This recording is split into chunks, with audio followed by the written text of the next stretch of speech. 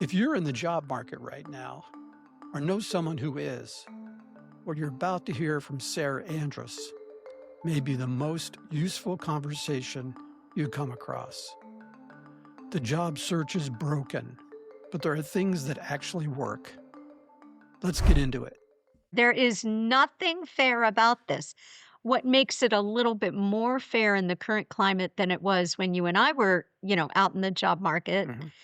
what makes it more fair is actually social media, and that may come as a surprise to a lot of people. Back to Titans, Sara Andrus. I'm so glad you agreed to join me today. And it was really around something I've been observing in conversations I've had with people I coach. And it is what I would call the broken recruiting environment. If that's the right way of phrasing it, I want to have sort of a broad reaching conversation with you. I just want to set a framework here that I want to have it from various different angles, you know, Okay. and maybe from different perspectives. To start the business I run today, so 10 years later, we've helped nearly 500 people Wow. consider everything from career choice, what's next, what am I best suited for, to how do I navigate every stage of the interview process. And of course, things have changed pretty dramatically, in the last year or so. So our clients are facing bigger challenges, Yeah. a more difficult job market. And I always say that I keep up on all the trends and everything that needs to be done so that they don't have to. Thank you for that introduction. And it also, you reminded me that of your background. And I think it's going to be great discussion because part of what I wanted to do is think about this situation from all different aspects, all different stakeholders. Ideally, obviously, if a company is looking to hire someone in, they want to have a great candidate that's going to be successful. Obviously, someone who's getting hired wants to be the person to be successful as well. But how do we get there and how do we set that situation up for success for all parties? Let me give you a little bit of my perspective, and I'd love to get your feedback on it. And I thought maybe we could do this in sort of chunks. So why don't we start with the hiring manager? Obviously, I was a hiring manager for many years in technology. And I have to admit that often one of the challenges I think, and I'd be interested, as I said, to hear what your thoughts are on this. But one of the challenges that often happens is the hiring manager is seeking someone new quickly because they're under the gun or they're behind on their projects or there's some burning need. And the hiring manager can often be overwhelmed with just doing the job. And for me, that would mean in many cases, I was hiring for my direct reports, which meant I was doing several jobs. I wasn't just doing my job, I was doing the openings job, if you will. I would be contacted by HR and ask me to go through the typical process of giving them not just a job description, but take a fresh look at it and create a job specification that could be then used by recruiters to do the initial search. And I have to admit, I probably didn't spend enough time in that. And part of it, it's just the hiring manager's perspective. But then there was also my peers, because the positions I would hire for often were providing services. I was in IT, so providing services to different departments and areas of the business. So that was one challenge that occurred. And I'd like to get your feedback on that before we go to the next challenge. Sure. The first thing that occurs to me as you were talking, Joe, is that we rarely have the time. Hiring managers rarely have the time to thoroughly consider what's next. So, what I see happening, and certainly, it happened when I was in corporate, was you just go to the job description, and a couple of things could happen. You could add a few things that really annoyed you about the last incumbent. Fresh in your And mind. then, yeah, fresh in your mind, can't take that again. But then maybe not really think and have a meaningful conversation with the team about where the gaps are on the team and what skills we really need to bring to the table. So, a good human resource business officer or a good recruiter is going to work with you on that. But many companies just don't have that kind of talent or that kind of time. And as you mentioned, I need this done now. I've got a project with a deadline. So I think a good candidate is going to be aware of that tension. And a good candidate will make it as easy as possible to reassure the hiring manager that that they're going to be able to hit the ground running, and also to be aware that there may be conflicts among what the hiring manager wants Mm, and this cross-functional team, yeah. finance, all marketing, sales, they all want something. It's really hard to be everything to everybody, but to be aware of that tension and actually ask good questions. So for example, if you're in an interview process where that's going on and you're talking to members of different teams, you know, a great question can be, what's the biggest challenge working with this department from your perspective? And then you can address how you are positioned to work with them better or to help solve that problem. The best candidates are really focusing on how they can solve the problem. Yeah. Yeah. That's great. That's great. And it is a challenge, I would have to say, in some organizations. And it varies, in my experience, quite a bit because in some cases, the hiring manager is extremely well respected. And in the hiring manager's peers might defer as long as they are delivering value and supporting the rest of the organization. But it seems though, talking to different people I've coached, that a committee makes the decision and they'll get all the Right. way down the line and the hiring manager sends them all these positive signals. You're perfect for the position, whatever. They'll say things they shouldn't say, but they'll say them. And then kind of out of the blue, it seems, everything will go sideways. And I think sometimes that's because there is a strong other leader that's not getting something that they need. Or That's right. culturally, there's this tension that you referred to that is external that is really getting in the way. It really does depend where the power lies in Yeah. the decision making. And that can make it very difficult. Candidates very vulnerable to those kinds of circumstances. Part of what you learn as a job hunter is the balance between resilience and doing your own due diligence and trying to understand, what is this person's role in relation to the work I'm going to be doing. I do think that a lot of candidates make the mistake of trying to sell the hiring manager and dismissing the other Mm. people, misunderstanding that it may be a decision by committee, or it may be where I see things fall apart often is with the higher up person, that Skip, final interview, yeah. that one with the VP or that one with the director and they always present it as, oh, this is just sort of a, Perfunctory. just a vibe check, Yeah, right? sure. And it's never just a vibe check. No. And, sure, if the vibe's off, you're not going to get the role, but it's always more than that. It's that, whoever is really making the decision is very hard to discern in these circumstances. I like asking questions. I always tell my clients, hey, look, ask. Who's really involved in the decision making here? I'd love to understand how decisions are made because when you ask a question about general decision making, first of all, great data for you to have to see if you're comfortable with that process, but it will also tell you, I need to take that into account for this because this is a decision as well. Right. I think maybe in the second and the third rounds, this would come up more, but I think candidates can often get ahead of themselves and they envision that they have gotten the job. That's not bad. Have confidence. Don't get me wrong.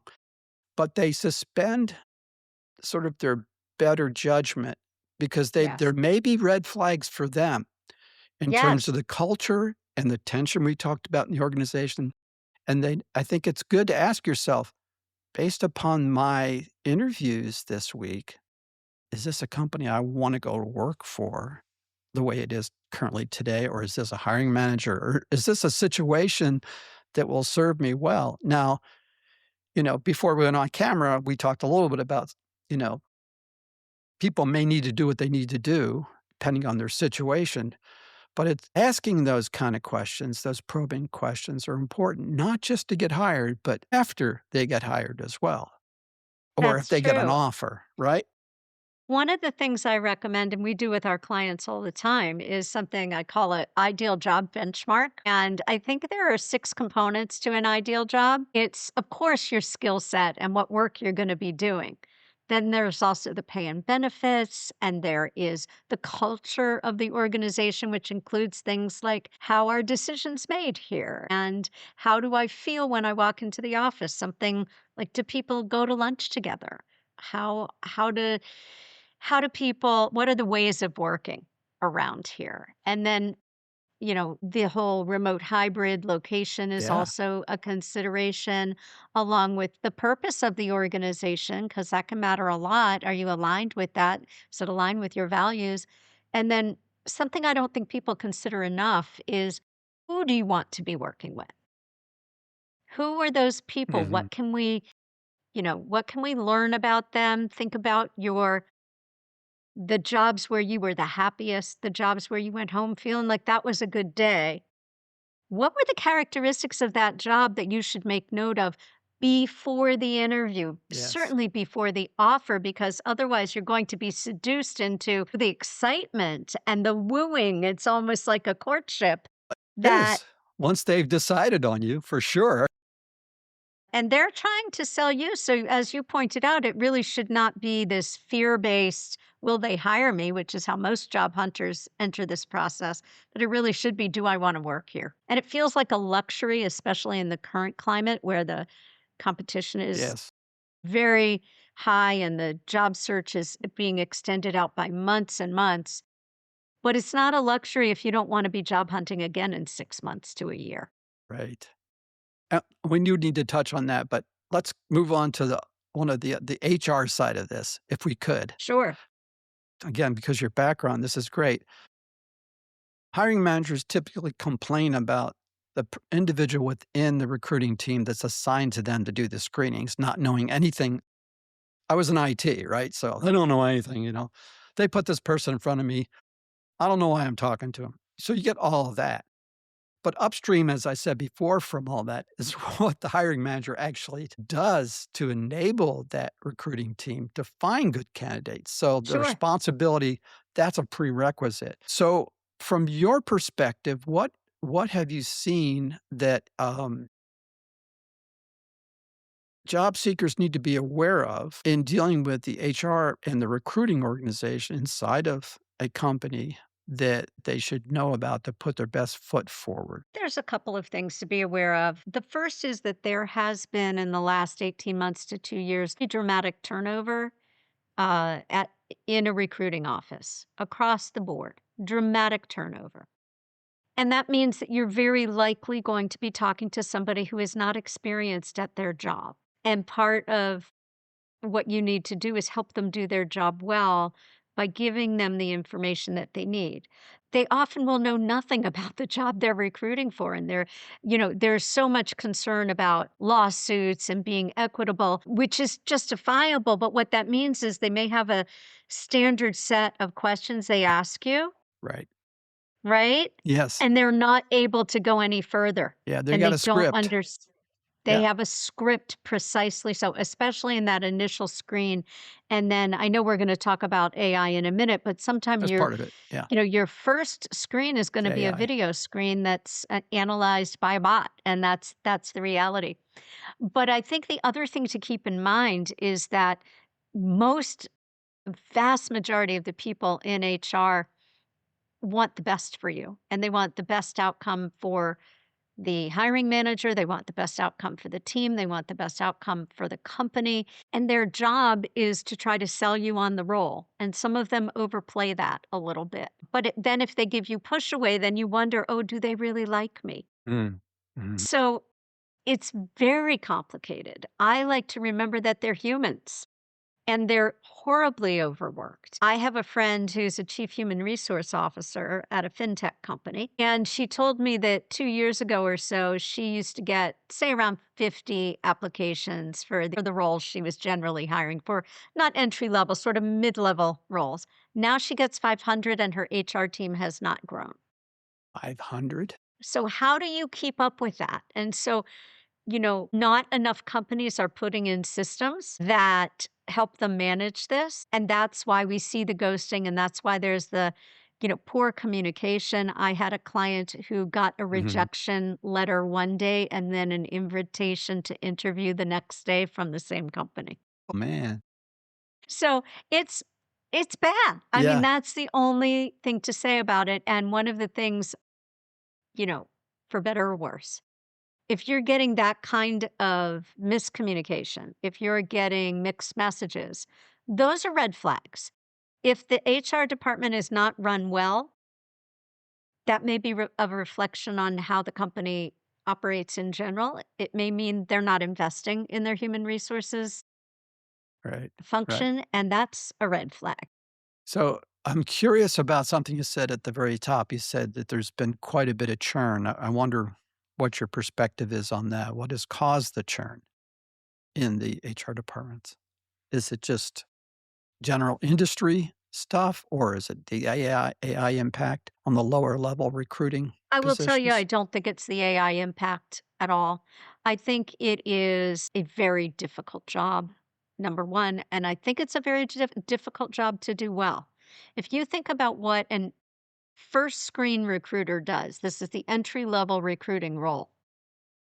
They are talking to probably dozens of people every single day, Wow. saying the Yeah, same thing over and over again and trying to be discerning and trying to follow the specs that they've been given and checking off the check marks and trying to listen. But as you mentioned earlier, maybe not getting great guidance from the hiring manager. And I want to say, by the way, because I can't say it often enough. These are all reasons why networking is critical in the current job market. You do not want your job search to be relying on a very fractured system that is not functioning at its best. So, the best hiring managers are already going to have a bench of people so that they don't have to wait for all that craziness to sort of process through recruiting. right, The right. best managers I know are going to their internal recruiter and saying, "Here are the people I want to interview." Yeah, And the recruiter will say, "Yes," and will post, and the manager will say, "Sure." yep. Right. But That's the other thing that can it's not happen. fair. There is nothing fair about this. What makes it a little bit more fair in the current climate than it was when you and I were out in the job market. What makes it more fair is actually social media, and that may come as a surprise to a lot of people. But if you're smart and tactical and you know how to use LinkedIn, you can be one of those people who takes the time to meet a hiring manager. You can do that. And a surprising number of hiring managers will take that call when they're not looking so that they can build their bench. Right. And staying in touch with those people and being strategic about your search will often put you ahead of the game. So, we've talked about the hiring manager. We've talked about the HR department, and one observation I have before we leave that is that candidates, if you're seeking a job, you need to set your expectations as to who you're talking to. And this context is really helpful, Sarah, to understand not only do you have these overworked folks who are the initial point of contact on an opportunity, but they're often inexperienced. So it's the combination of those things. So That's right, and they're trying to do their they're best. trying to do their best, so treat them well. I mean, Yeah, well, it can't hurt to treat them well for well, sure. yeah, I mean, they have their challenges and, try to be as helpful in the process as you can. Obviously, you wanna optimize it as best you can, but if you're fighting with 9,000,000 other people, that's not a good strategy to your earlier point. No, no. The other thing I wanna point out is how many people I speak with who say, "Oh, that phone screen, that did not go well." And then they get invited to the next Around. round. Yeah, There's a reason for that.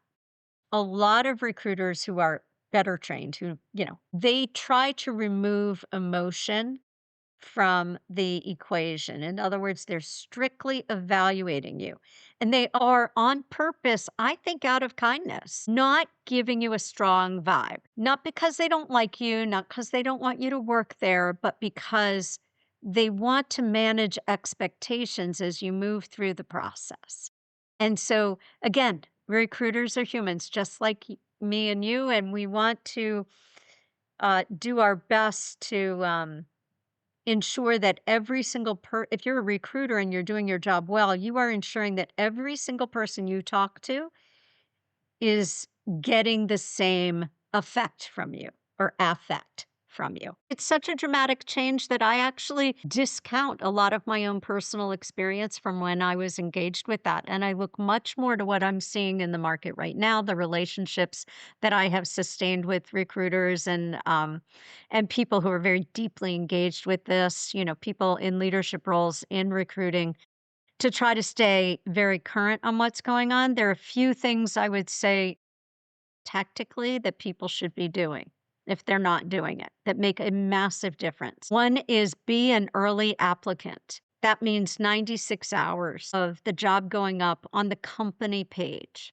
So this is research by TalentWorks from last September, I think. Actually, yeah, maybe a year ago. Yeah, a year ago, September. So September 2024, they found that if you are an early applicant in the first 96 hours, then you have an 8x greater chance of an interview. Now, think about why. I can imagine it's gotten even more important. The reason is that there are so many people on the job market right now, and people are applying wildly, and there are now also a AI AI. businesses that will apply for you. Don't use them. Don't use them. But companies are getting so many more applications that a smart manager is going to look at who came in the first few days through our company website, because that tells me that they were really interested in our company anyway or before. And I'm not waiting for those hundreds of applications to come in to look at who's out there. I'm going to grab the first couple of days. I'm going to peruse some resumes. And if I see enough good candidates, I'm going to close that spigot. To peruse what? The first 100, maybe. I mean, some of these things have crazy numbers. Yeah, Yeah, I don't know. yeah. Well, that's great. So that is the single outstanding thing you can do to affect whether you get an interview. And then the other thing is networking, which I know we'll talk about. Well, that's a good segue. So let's pivot now and talk about the candidate side, which is kind of what most of I expect you'll have to say relates to. Yeah. So yeah, let's talk about networking. Let's talk about um, the best practices as you see them today, given the environment that we're in. What does that really mean? What's effective networking? What's not effective networking? What is networking? You know what I'm saying? 100% yes. I think people misunderstand it. So I think that networking is or has become a dirty word because everybody's so uncomfortable with it. But the best networking is really about building relationships and sustaining them. The best networking is not transactional. Hey, can you do me a favor? Or what I can't stand that I hear people say, keep your eyes open for me. You I are don't have making enough your to job do. search yeah, you're making your job search somebody else's job. That is not the point. The most effective networking builds on a natural connection. So, for example, LinkedIn is the singular most useful tool in a job hunter's toolbox. And the way to approach it is to look at a natural connection like we do the same work or we went to the same college or university and to aim for not HR and recruiters. They do not have time for you and they have no decision making authority.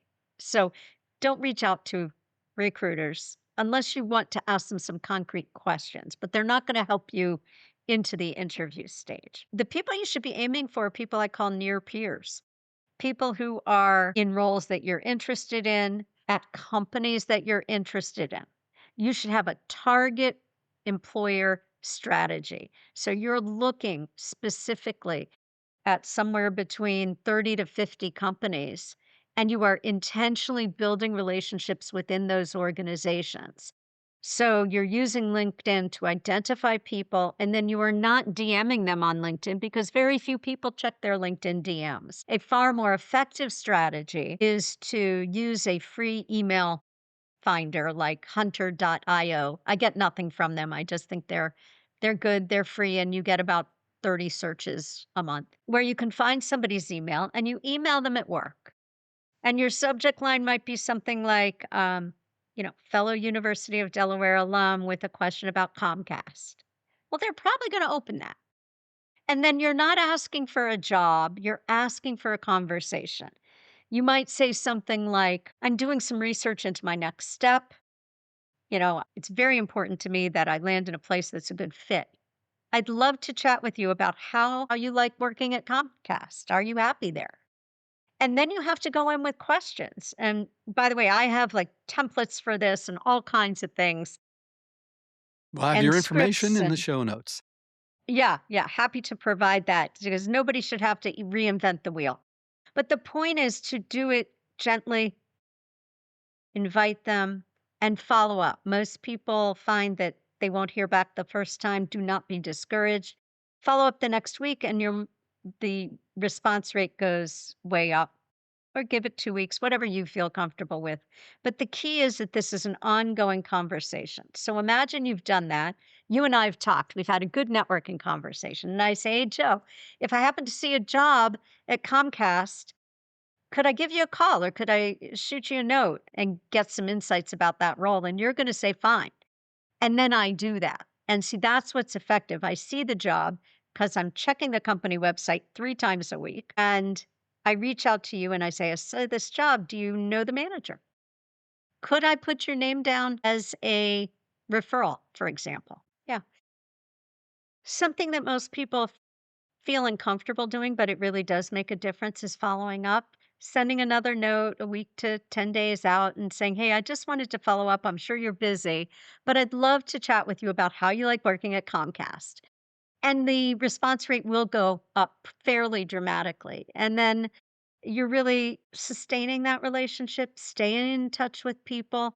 If you see a job at that company, you can reach out and say, hey, do you know anything about this? Might I use you as a referral? And you'd be surprised how many people say yes. And it's not because they're the nicest people in the world. Many companies have referral bonuses. And if you wind up getting hired, then that could put an extra $1,000 in my pocket. So I have a personal incentive for referring you if I think you're decent. But ideally, you've kept up a relationship, which could look like maybe 4 months out, or I'm sorry, 4 weeks out, sending me an article that had something to do with what we talked about, or updating me on whether you took my advice and how it went. Great. I mean, this is sort of basically how you warm a lead, right? Yes, precisely. And what, often can happen is in your desire to find a position, you are reaching out cold and person doesn't know you at all. So you need to get to know people first. And I think the other part, which you heavily implied when you opened this part of the conversation, is that you need to keep your network live and organic and invest in it when you're not looking. Yes. And it's two-way. I mean, if people reach out to you, for similar kind of help and support, then I think you need to be generous as well because they're gonna You remember really that, do. you know? I want to give you a statistic, Joe, because I think it's relevant and then share a personal experience. 87% of people who got job offers over the last 6 or 7 years reported that somebody helped them in that process. Somebody they networked with helped them in that process. And we know from Ashby, which is the largest, if perhaps one of the largest applicant tracking software companies, that if you just click apply, and you do nothing else. You don't work through a staffing agency, you're not an internal candidate, your LinkedIn profile isn't up to date. You've done nothing but click apply. You have a 3% chance of getting a job offer. So it's really not an option, but I want to speak to the people who have not kept their network going because they are feeling really ashamed. They're beating themselves up. And I want to say, it doesn't matter where you're starting from, just start. I got a message from a former colleague And I know it was after 13 years because it was the first thing he said in his message. He said, "It's been 13 years and shame on me." And there is a way to write these notes. You can acknowledge the time. You can tell them something that they really liked about you. Mhm. You really liked about them, right? You can, a little bit of flattery, sure. But the thing is that if you really enjoyed working with somebody or talking with somebody, they're going to be happy to hear from you no matter what. Are they going to suspect that, yes, you'll ask them for something? Sure. Did I know that this guy was going to ask me for something? Of course. But I liked him and I was curious. The other thing I want people to keep in mind if they've let their network go or they're wondering, they won't have time for me. Why would they want to talk to me? I've got nothing to offer. I hear this pushback to networking all the time. I'm going to give you the most common answer, and I hear it from everyone. A lot of people want to do something other than the work that's right in front of them. Bottom line, talking to you is better than the work that's right in front of them that they just don't want to do, that they want to put something that's not their routine on their calendar. If you're young and you don't have that much experience and you're wondering why somebody older would want to bother talking to you, they want to know what younger people have to say. People want to know what you have to say. If you're peers and you're working at one of their competitors, they definitely want to talk to you. So there's all kinds of good reasons why people will say yes, and it's just your fear talking when you come up with reasons why they wouldn't talk to you. Yeah, that's great. And so really investing time in developing and keeping that network healthy Yes. is one of the best investments you can do for your career, I would say. Um, and of course, stay up to date on the way LinkedIn works as well, because things do shift. Yes. And Sarah may have some tips on that. But can we move on a little bit and talk about maybe progression through the process? And then we'll cap everything off with a little bit more AI discussion, I think. But progression through the process, multiple rounds. Someone close to me is going through a lot of interviews these days, and they are brutal. I mean, I remember having interviews in my career where it was 3 rounds and I would get presented to 40 or 50 people at lunch. I felt like I was in a press conference or something. And I know this can vary based upon the career choice you have, but I just wondered what your insights are and your suggestions for candidates. Well, I do think that the interview processes for many roles have become onerous. They're asking us to do work, putting in hours on hypothetical questions or doing projects without pay. I think some of this is unreasonable and unacceptable.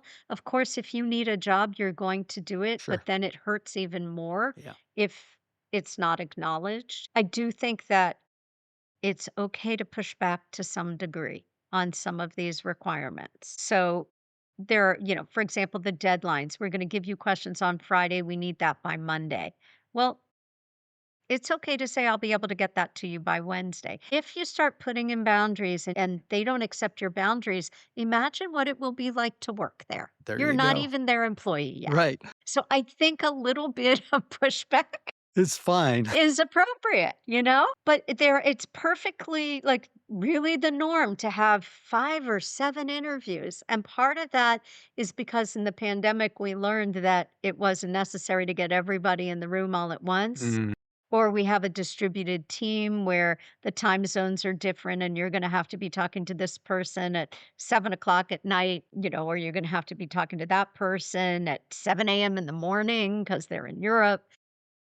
Part of this, you have to roll with the punches. And I also think it's incumbent upon companies to rein this craziness in. And the best companies are going to be transparent about the entire interview process from the very beginning. When I see a client who's gotten an invitation to an interview and then it says, if you make it to the following round, here's what will happen from there. That is a green flag. That is a great company who mhm. has thought about very seriously how they are moving candidates through the process. I also think it's really smart to ask for that if you don't get it. It's perfectly okay in your first interview to ask, could you share with me what the interview process and the timeline looks like from here? That also then gives you the data you need to follow up if you haven't heard from them. Right, right. That's good. Yeah, it's very reasonable, and if you get pushback on that request, it's like, yeah, to me, it's kind of a red flag. It is. It really is. Easy for me to say I'm retired. Boy. Yeah, so, yeah, then moving forward in the process, getting to we talked about the dynamic in an organization as you're meeting, maybe your hiring manager's peers and all those other kinds of things, and rolling with the punches is important there, but I love the point you made earlier about really trying to understand what each stakeholder is looking for in this role Mhm. that you're interviewing for. Um, And how you will be working together, because that will help you answer their questions more astutely. there is something that I learned mid to late in my career that was very helpful to me in interviewing. I just want to kind of get your sense on this. When I started getting training for coaching, I started being a lot more sensitive to individuals' temperaments Mm, and the way they view the world. sure. And so I would do some mirroring and try to do some translation in my communication style with those stakeholders to make sure that I was not providing additional resistance to what I was saying based upon my innate style. Sure. And I think that I could see connection happening that was below the surface of the words I was saying, if you know what I mean. I'm sure that's much more likely if you're mirroring somebody's style and they are leaning forward and you're leaning forward and they are Yeah, leaning that's back and mirroring. you're leaning Yeah, back. yeah. Yeah. Yeah, but Yeah. those things so lots of times, especially in technical careers, when you mention things like that, people think that it's fluffy and why are you talking about Or those fake or even. fake, and honestly, I'm not suggesting you're being manipulative. All I'm saying is No. if you have a very direct style and the person sitting across the table has a reaction to that, and if you're looking for it and you can make that adjustment, that can make all the difference in the world. It's just like, "Don't scream at me," or I would that's say extreme, but also, yeah, yeah. yeah, I would say also that if you're a very direct person and that's you need to be how you you. show up in the world, if you try to change that too much to become Right, what everybody else is looking for, you're probably going to be unhappy in the role. right. So when I spoke to department heads who were scientists, I had common ground, and even just bringing up the common ground could be perceived as being manipulative, but I wasn't. I was trying to build a bridge. And express things in the same way. I could use IT terms about how you do testing, or I could use experimental design kind of terminology to make the bridge. So I just think it's important the communication of what and how you present yourself is extremely important. And no, you absolutely do not want to be someone other than who you are. So and in fact, I'm glad that came up organically because that is another key to people who are coming into a role trying to be the person they think is required in the job, and it's not them. And if you're too far afield for what that job is or what that job requirement is at the very get go, and you lack the confidence is huge here. You lack the confidence to speak authentically into that, you're in deep trouble, I think, in terms of landing a position. So I do think we need to show up authentically when we are interviewing, or we'll set ourselves up for failure or disappointment. I don't think we should be twisting ourselves into pretzels. And I really think this also gets to career choice, how Hmm. I help clients decide or navigate this idea of what this job I'm in right now doesn't feel like a fit, but what do I do now? It's really important that you listen to those inner messages. If you finish an interview and something feels off, or you think, I don't know if I'm going to be happy with this. It's important to listen to those signs. That gut instinct is telling you something. Really hard when especially if you're unemployed or you need to get out of a bad situation at work. But listen, Yeah. Yeah. And that is so important. Comes up a lot in my coaching and on this podcast, Titans of Transition, because often people reach mid-career and they realize that they are operating off an agenda that was from outside, not from inside of them. And they've been pushing that rock up the hill forever and wondering why they're exhausted or exhausted or not getting ahead. right. We see this a lot with recent graduates who went to school for accounting or computer science, but that wasn't really aligned with their skill set. But they heard that was good. We've got jobs, right? Well, they're never going to be able to compete with the people who really love that. Yeah, that's true. And even if they get in and they Yep. maybe they're skilled and they're Yes. okay, but they're not They're fine. thriving, Exactly. and it's okay for people to make changes. That's right. A career is not a one and done That decision. I've had several. Me Yeah, too. yeah, it's a journey. Well, listen, let's I've been teasing this, so let's get into the AI stuff. Sure. Employers are actually using, AI bots to scan video interviews. Did you say that? I did say that. Tell me Absolutely. more about that. They're very prominent platforms. I think the biggest one is called HireVue. So your first invitation will be that you need to sign up for this interview. It generally there's a time frame, within the next 3 days you have to log on to this website. And you will be asked by I don't want to say a cartoon character, but a person who is not real, an Oh, yeah, yeah, avatar, yeah, yes, right. okay, will be on the A screen digital and will clone, I think. Yeah.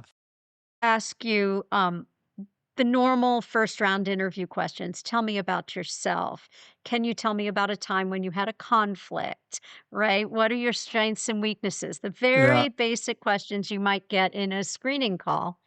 And you have, depending on how the company sets the parameters, you have maybe 2 to 3 minutes to record an answer.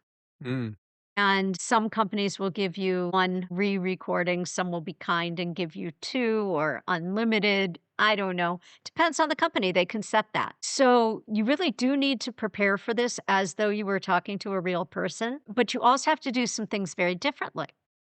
You have to think about your background. You have to think about what you look like in the frame. I used to make my students do this at University of Delaware where, I taught classes on this and I would make them record these videos and, you'd see them like looking up their nose or, you'd only see this part of their head. You have to be so careful about everything. It's an added level of stress because we hate seeing ourselves on camera.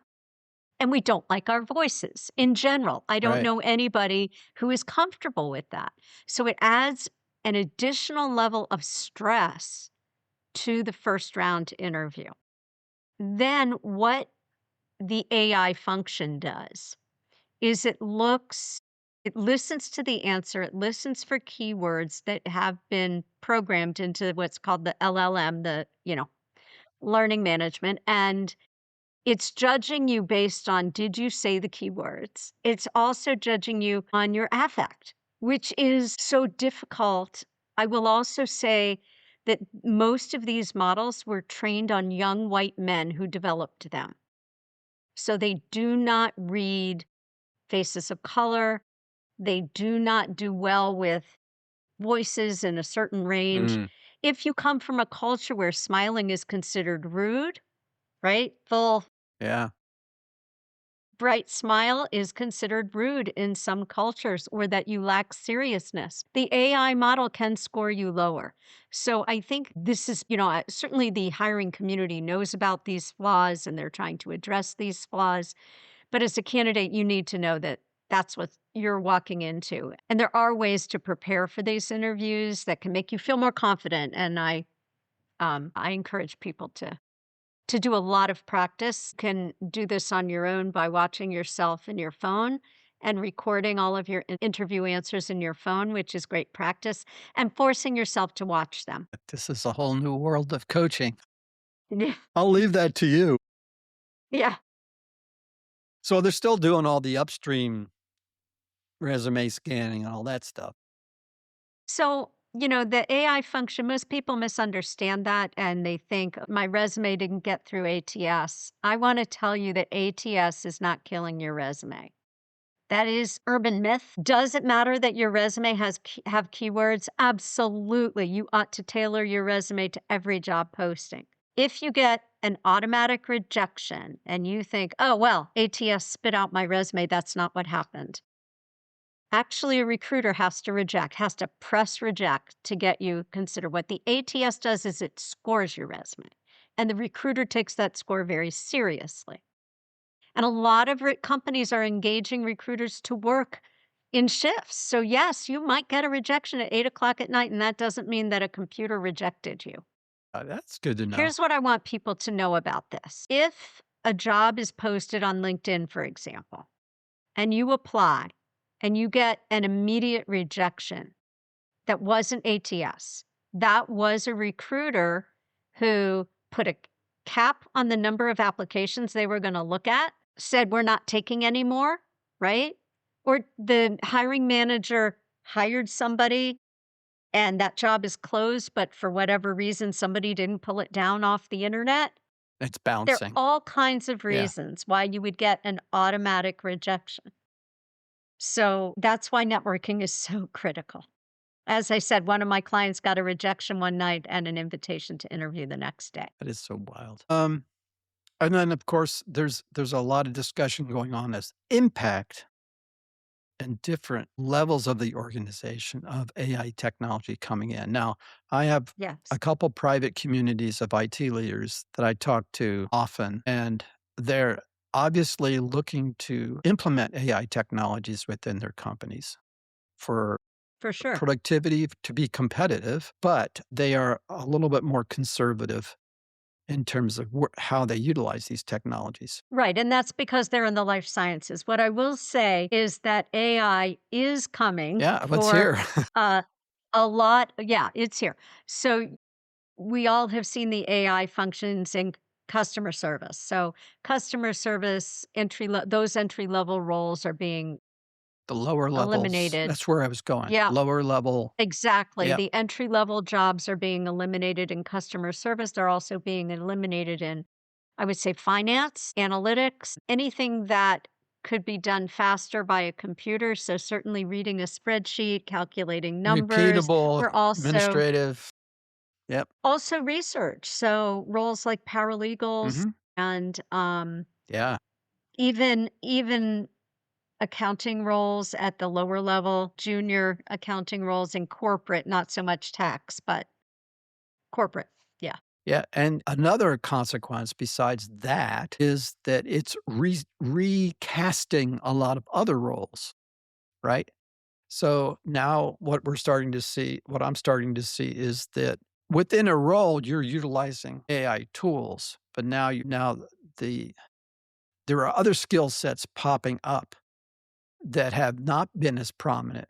Again, this is technology space, like data analysts and people who are critical in order to leverage that technology are popping up and being given. Right. But most of those people are going to need advanced That's degrees. right. It's still up in the It's the higher organization. level data So scientists, I modelers, heard statisticians. yes, I heard I can't remember what the statistic was, but I heard a pretty scary statistic about graduates not being able to get any interviews recently. I mean, pretty high. Um, we do know that, let's use 2023 as a college graduation year. So with a baccalaureate, it's estimated that 50% of those college graduates are underemployed. And what underemployed means is either they're working in a role that does not require a college degree, or they're working in a role that does not match their skill set, or they have several part time jobs. So they're underemployed.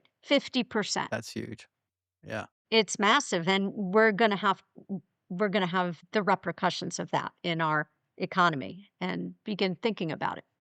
But I do want to say something positive about this trend because I'm a student of history. I just am passionate about it. And I did some research and found out that in the early, before the advent of the car, of the Model T, so 1800s, up to that point, one in every five American men was a blacksmith. That is a lot of It's a lot blacksmiths. of banging of metal. That's right. And making horseshoes Yeah. and carriages and wheels and barrels. And all of those blacksmiths had to reinvent themselves with the advent of the automobile because people no longer needed to, they didn't need horseshoes. And hand forged things. Yes, absolutely. Yeah. So we are at another of those Inflection moments points. in history. Yeah. Yes, we are. And the people who survive are the people who see it and don't put their head in the sand and pretend it's not happening. So for example, I'm a person of a certain age, but I have made it my mission in 2025. I made it my mission to learn how to use AI in my own business. And I now use AI in my Yeah. business Me too. because I thought how hypocritical not to figure that out, right? And we have to understand the language, we have to watch the trends, and it doesn't mean there's no more art or music. I mean, I know there's all this scary stuff out there. Really thinking about this is another tool we leverage, and what we can do with it will determine the direction. Yes. I do personally, not to get into it, I think it needs much more regulation, just like cars needed seatbelts, and we needed highways, and we needed rules Yeah. of the road and driving tests. I think we need far more regulation, I and I hope mentioned it comes soon. just a little example of how I put it in place of my business, my little sideline, semi-retirement sideline with private communities. One of the biggest challenges with CIOs, chief information officers, is that the rate of change of technology is so hard to keep up with. Absolutely. So I created a newsletter and I use AI to do the deep research. I put it into a newsletter platform and I send it out. So I've had several really positive comments like, wow, this is really good. And I put a disclaimer on it, but those kinds of things were not possible. No. And it's a forcing function. So anyway, And I would say here, when it comes to the job search, if you want a really quick way to optimize your resume, take your resume, take the job posting, put it into your favorite AI tool, rip it apart, and ask the tool to recommend the very best adjustments to your resume. You do have to be to honest, tell it not to embellish. right? You have to Not to tell it not hallucinate. to add anything. Yeah.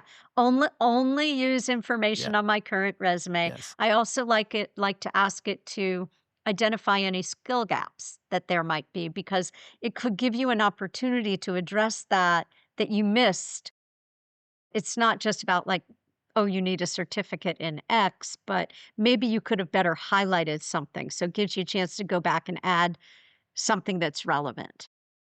And when we were off camera, we were talking about this notion of the union of all job requirements from the hiring manager and the rest of the organization becoming like this big checklist, this big punch list, Yes. right? So I think more and more experience with AI is coming into many, many roles. I think it's a given, and you should certainly be prepared Should for lean that. into it, right? Lean into it. Another great use of AI is to take the job posting, take your resume, and ask it to tell you the 10 most likely interview questions you're likely to get and the best answers based on your experience. Now, somebody said to me, well, then what's your job? And so this is the perfect example of why AI is not putting me out of business. Exactly. It's not because, well, my job is let's do a mock interview and I'm going to give you feedback and tell you how well you did. Because Exactly. AI can't really do that. No. It's not gonna see you twitching or curling your hair or stuttering or Yeah, exactly. If you have any questions for Sarah, you could absolutely reach out to her on LinkedIn. Why don't you go ahead and just provide us some ways of getting a hold of you, anyone who would want to get hold of you? Absolutely. So I'll share my email address. It's Sarah at Avara Careers, Avarah, careers.com. I answer my own email. I'd love to hear from your listeners. I also have a newsletter and I send out weekly career tips and job search strategies. I also Great. have a question of the week and I take those from the most common questions. And you can get that at avara.com. Actually, here's what I wanna say. I wanna give your listeners my networking guide. It's got all the email templates and 26 questions you can ask in a networking conversation. So why do I'll it's a We'll longer, put it in the show notes, a URL, link. so we can put that in Yeah, the link in the show we'll notes. put all Yeah, her links into the show notes. And sounds great. I advise, ask, request if you have gotten value out of this, drop a comment in below this episode and forward it to someone you know who might benefit because it's rough out there. And I think Sarah's brought some great advice, and I'd love to hear your thoughts and your responses. So, Sarah, thank you once again for coming back on Titans, especially at a time like this to talk about these important issues. It's been my pleasure, Joe, and I invite all your listeners to follow me on LinkedIn. I post daily. So if you want Yes. to get some advice on what's happening right now, check it out. All right. Thanks a lot. Take care. Thank you. Hey, thanks for joining me today on Titans of Transition. I hope you enjoyed the episode. Please check the show notes for additional information.